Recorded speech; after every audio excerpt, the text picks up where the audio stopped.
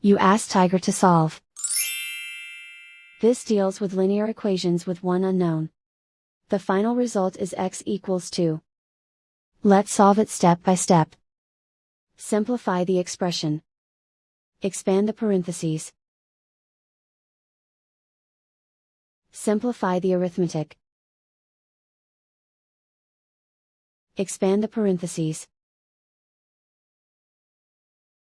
Simplify the arithmetic.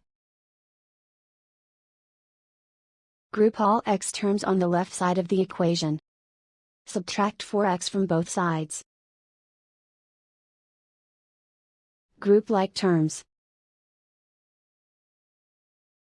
Simplify the arithmetic.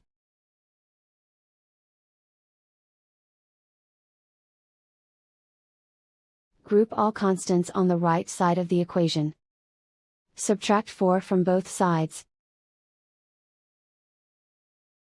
Simplify the arithmetic.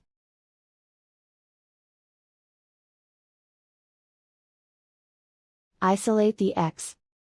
Divide both sides by -2. Cancel out the negatives.